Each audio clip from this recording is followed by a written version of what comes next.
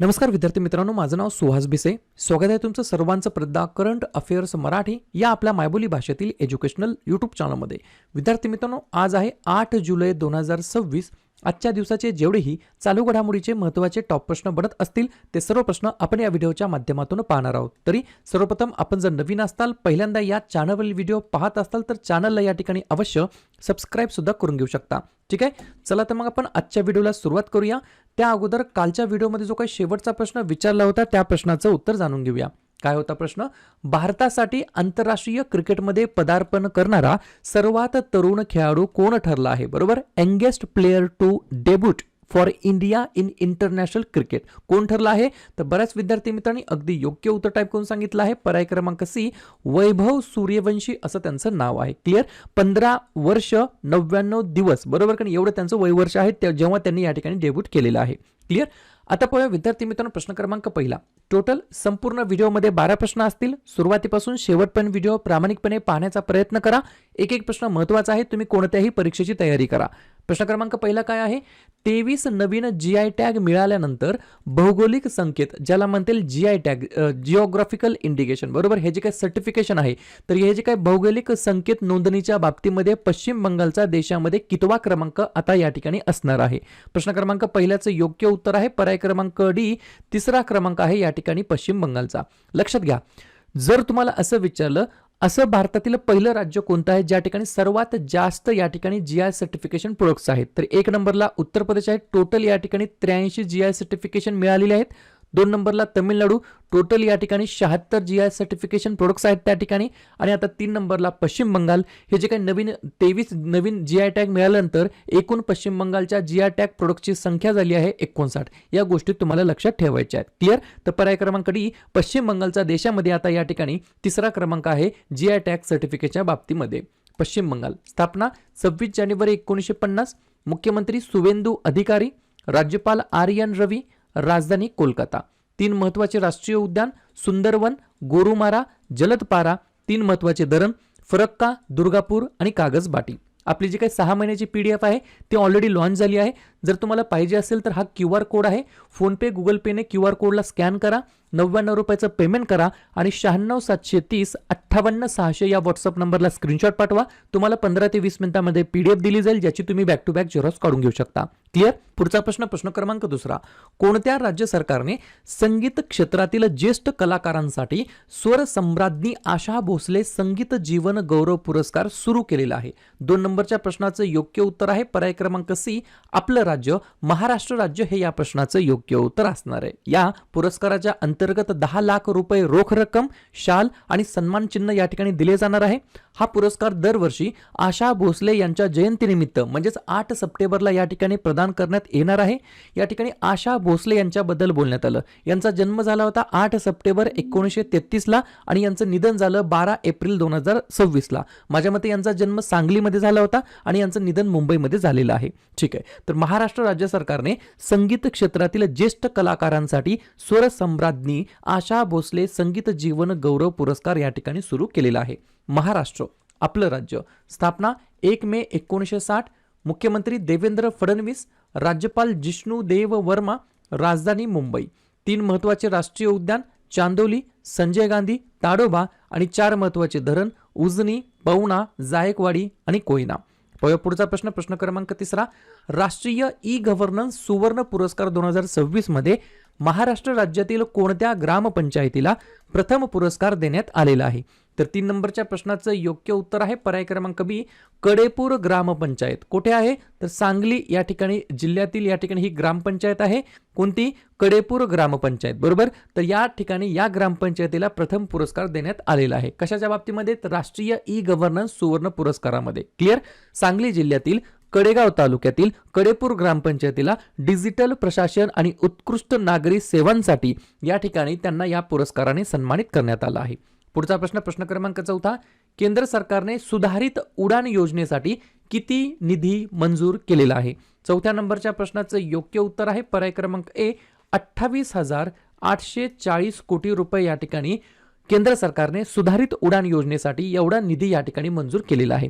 उडान ज्याचा फुल फॉर्म आहे उडे देश का आम नागरिक, बरोबर, हे लॉन्च करण्यात आलं होतं 21 ऑक्टोबर 2016ला. याच्या मागचा उद्देश होता सर्वांसाठी विमान प्रवास सुलभ आणि परवडणारा बनवून विमान वाहतुकीचे लोकशाहीकरण करणे हा याच्या मागचा मेन उद्देश होता किंवा उद्दिष्ट होतं. क्लिअर. पुढचा प्रश्न क्रमांक 5. अमेरिकी भारत सामरिक भागीदारी मंच जागतिक नेतृत्व पुरस्कार 2026 ने कोणाला सन्मानित करण्यात आलेला आहे? 5व्या नंबरच्या प्रश्नाचं योग्य उत्तर आहे पर्याय क्रमांक डी, सुनील भारती मित्तल असं त्यांचं नाव आहे. काय नाव आहे? सुनील भारती मित्तल असं त्यांचं नाव आहे. त्यांना या ठिकाणी अमेरिकी भारत सामरिक भागीदारी मंच जागतिक नेतृत्व पुरस्कार 2026 ने सन्मानित करण्यात आलेला आहे. प्रश्न आहे एखाद्या पुरस्कारासंदर्भात, तर बाकीच्या वेगवेगळ्या पुरस्कार प्राप्त व्यक्तींवरती चर्चा करूया. लिहून घ्या. तुम्ही अभ्यास किती करता हे खरंच बिलकुल महत्त्वाचं नाहीये बरं का. तुम्ही केलेल्या अभ्यासावरती परत परत रिव्हिजन किती मारता हे महत्त्वाचं ठरणार आहे. लिहून घ्या.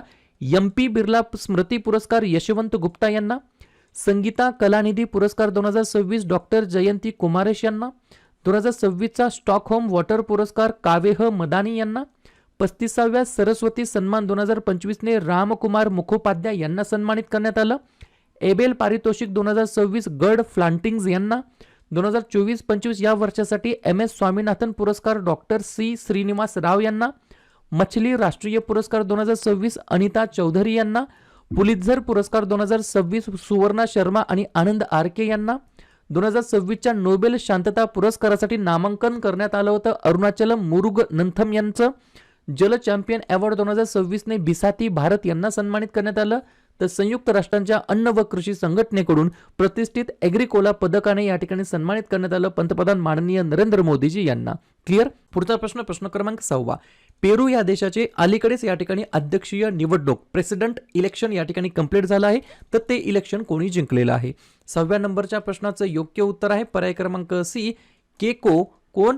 केको फुजिमोरी असं त्यांचं नाव आहे. काय नाव आहे? केको फुजिमोरी असं त्यांचं नाव आहे. पेरूचे या ठिकाणी नेक्स्ट नवीन या ठिकाणी प्रेसिडेंट या ठिकाणी असणार आहेत. प्रश्न आहे एखाद्या देशाच्या नवनिर्वाचित या ठिकाणी अध्यक्षांबद्दल. तर लगेच 2026 मध्ये वेगवेगळ्या देशांचे जे काही नवनवीन अध्यक्ष या ठिकाणी निर्वाचित झाले त्यांच्यावरती आपण एकदा रिव्हिजन टाकूया. लिहून घ्या. गयानाचे आहेत मोहम्मद इरफान अली, सेशेलचे आहेत पॅट्रिक हर्मिनी, बोलिव्हियाचे आहेत रॉड्रिगो पाज, आयर्लंडचे आहेत कॅथरीन कॉनोली, टांझानियाचे आहेत विंगलू चेंबा, व्हेनेझुएलाचे आहेत डेल्सी रॉड्रिग्स, इराकचे आहेत निझार अहमदी, बेनिनचे आहेत रोमुआल्ड वडाग्नी, युगांडाचे आहेत योवेरी मुसेविनी आणि पेरूचे आहेत केको फुजिमोरी असं त्यांचं नाव आहे. पुढचा प्रश्न. भारताला सिंगापूर आणि मलेशियाशी जोडण्यासाठी बांधण्यात येत असलेल्या 3600 किलोमीटर लांबीच्या पाणबुडी केबल प्रणालीचे नाव काय आहे? 7व्या नंबरच्या प्रश्नाचं योग्य उत्तर आहे पर्याय क्रमांक C, I2C. पहा लक्षात ठेवा, याच्यातून लक्षात ठेवायचं I2C. 2 मध्ये या ठिकाणी 2 लक्षात ठेवायचे देश सिंगापूर आणि मलेशिया. क्लिअर. तर भारताला सिंगापूर आणि मलेशियाशी जोडण्यासाठी बांधण्यात येत असलेल्या 3600 किलोमीटर लॉंगेस्ट पाणबुडी केबल प्रणालीचं नाव आहे I2CA. बरोबर. या ठिकाणी लक्षात घ्या. पुढचा प्रश्न लिहून घ्या. खालीलपैकी कोणत्या 2 देशांनी मॅन्ड्रिन, कोणती मॅन्ड्रिन भाषा कुठली आहे? तर चीनची आहे. तर या मॅन्ड्रिन भाषा शिक्षणासंदर्भात करार केलेला आहे. 8व्या नंबरच्या प्रश्नाचं योग्य उत्तर आहे पर्याय क्रमांक C, both of the above. पर्याय क्रमांक A चीनने आणि पर्याय क्रमांक B बांगलादेशने. पर्याय क्रमांक A आणि B चीन आणि बांगलादेशने काय केलेलं आहे? तर करार केलेला आहे. कशाच्या बाबतीत? शिक्षणासंदर्भात. तर या करारानुसार बांगलादेशातील शाळांमध्ये इयत्ता 6वी पासून मॅन्ड्रिन भाषा थर्ड लँग्वेज म्हणून, तिसरी भाषा म्हणून या ठिकाणी शिकवली जाणार आहे. सोबत चीनने बांगलादेशासोबत हा करार केलाच आहे शिक्षणासंदर्भात. सोबत त्याचप्रमाणे चीन आणि इथिओपियाने 10 जून 2026 रोजी चीनी भाषेचे एकत्रीकरण करण्यासाठी 5 वर्षाच्या करारावरती स्वाक्षरी केली आहे. त्याच्यामुळे या ठिकाणी 2 गोष्टी लक्षात ठेवायच्या. शिक्षणासंदर्भात करार चीनने मॅन्ड्रिन लँग्वेजसाठी बांगलादेश आणि इथिओपिया देश या देशांसोबत या ठिकाणी अलीकडील काळामध्ये केलेला आहे. बांगलादेश. राष्ट्रपती आहेत मोहम्मद शहाबुद्दीन, पंतप्रधान आहेत तारिक रहमान, राजधानी आहे ढाका, चलन वापरलं जातं बांगलादेशी टाका. पुढचा प्रश्न क्रमांक 9. वन कंट्री वन लँग्वेज, एक देश एक भाषा या धोरणासाठी वार्षिक समूह कायदा कोणत्या देशाने लागू केलेला आहे? 9व्या प्रश्नाचं योग्य उत्तर आहे पर्याय क्रमांक D, चीन हे या प्रश्नाचं योग्य उत्तर असणार आहे. लक्षात घ्या, मी आता सांगितलं मुख्य भूभागावरील चीनची अधिकृत आणि प्रमुख भाषा प्रमाण चीनी आहे, जी मॅन्ड्रिन म्हणून या ठिकाणी सर्वत्र या ठिकाणी ओळखली जात असते. चीन अध्यक्ष आहेत शी जिनपिंग, राजधानी आहे बीजिंग, चलन वापरलं जातं रेनमिनबी. पुढचा प्रश्न क्रमांक 10. कॅन्स्कोरा अग्नी नावाची वनस्पतीची नवीन प्रजाती अलीकडेच कोणत्या राज्यामध्ये सापडलेली आहे? तर आपल्याच महाराष्ट्र राज्यामध्ये हे या प्रश्नाचं योग्य उत्तर असणार आहे. तर महाराष्ट्र राज्याच्या अंतर्गत या ठिकाणी कॅन्स्कोरा अग्नी नावाची वनस्पतीची नवीन प्रजाती या ठिकाणी आढळलेली आहे. पुढचा प्रश्न, ग्राहक संरक्षण कायदा आणि धोरणावरील आंतरशासकीय तज्ज्ञ गटाच्या 9व्या सत्राचे अध्यक्षपद कोणी भूषवलं आहे आणि भारताचे प्रतिनिधित्व कोणी केलेलं आहे? तर पर्याय क्रमांक बी, निधी खरे असं त्यांचं नाव आहे. काय नाव आहे? निधी खरे असं त्यांचं नाव आहे.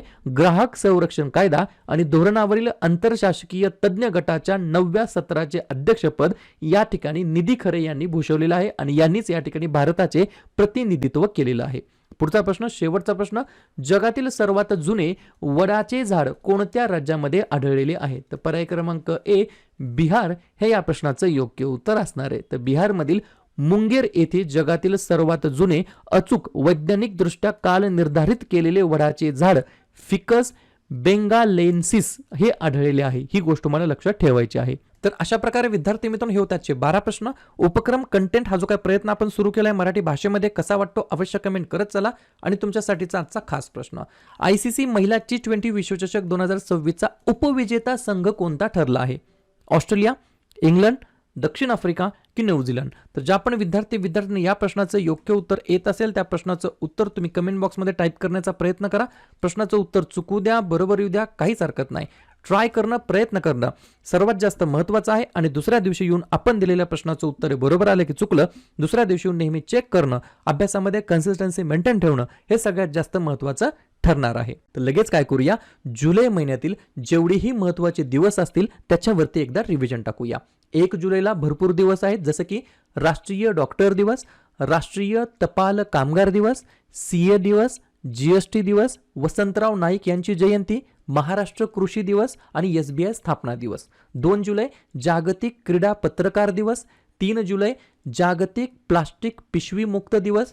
या ठिकाणी जुलै महिन्यातील पहिल्या शनिवारी म्हणजेच 4 जुलै 2026ला यावर्षी आंतरराष्ट्रीय सहकार दिवस, 11 जुलै जागतिक लोकसंख्या दिवस, 12 जुलै जागतिक मलाला दिवस, 17 जुलै आंतरराष्ट्रीय न्यायासाठी जागतिक दिवस, 18 जुलै आंतरराष्ट्रीय नेल्सन मंडेला दिवस आणि अण्णाभाऊ साठे स्मृती दिवस, 20 जुलै आंतरराष्ट्रीय बुद्धिबळ दिवस, 23 जुलै लोकमान्य टिळक जयंती, 26 जुलै कारगिल विजय दिवस, 28 जुलै जागतिक निसर्ग संवर्धन दिवस आणि जागतिक हिपॅटायटिस दिवस आणि 29 जुलै आंतरराष्ट्रीय व्याघ्र दिवस. क्लिअर? तर लगेच काय करूया, जून महिन्यातील जेवढेही महत्त्वाचे दिवस असतील त्याच्यावरती आपण एकदा रिव्हिजन टाकूया. लिहून घ्या.